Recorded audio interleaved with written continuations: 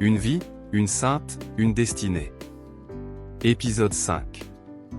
Sœur Faustine, apôtre de la miséricorde divine.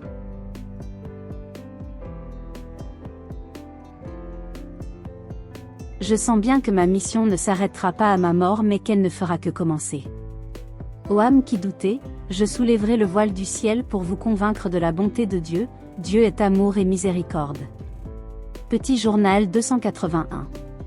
Le Seigneur lui disait qu'elle préparait le monde à son ultime venue. Petit journal 429.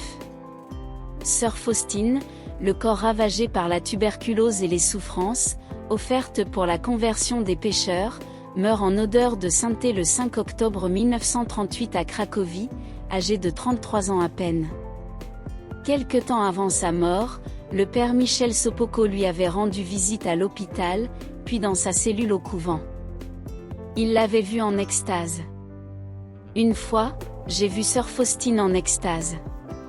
C'était le 2 septembre 1938 lorsque je lui ai rendu visite à l'hôpital de Pradnik. Sortie de sa chambre, je me suis rappelé que je devais lui remettre quelques dizaines d'exemplaires, imprimés à Cracovie, des prières qu'elle avait composées, neuvaines, litanies, chapelets, sur la miséricorde divine. Je suis donc retourné pour les lui remettre.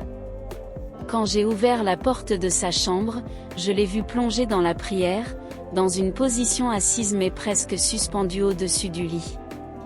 Son regard était fixé sur un objet invisible, ses prunelles légèrement dilatées.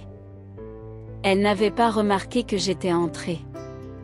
Ne voulant pas la déranger, je m'apprêtais à sortir, mais, peu après, quand elle revint à elle, elle me demanda de l'excuser de n'avoir ni entendu qu'on frappait à la porte, ni vu que j'étais entré. Je lui remis ses prières et la saluai, elle m'a dit au revoir au ciel. Ensuite, je lui ai rendu visite pour la dernière fois à Lagiauniki, elle ne voulait plus ou plutôt ne pouvait pas me parler car, a-t-elle dit, je suis occupée par mon union avec Dieu. Effectivement, elle donnait l'impression d'un être surnaturel. Le 25 septembre 1938 Faustine a prédit qu'elle allait mourir 10 jours plus tard. En effet, après mon retour à Vilnius, j'ai reçu une dépêche indiquant que le 5 octobre 1938 elle s'était endormie dans le Seigneur. Je suis fortement convaincue de sa sainteté. Elle m'a promis de m'aider du haut du ciel.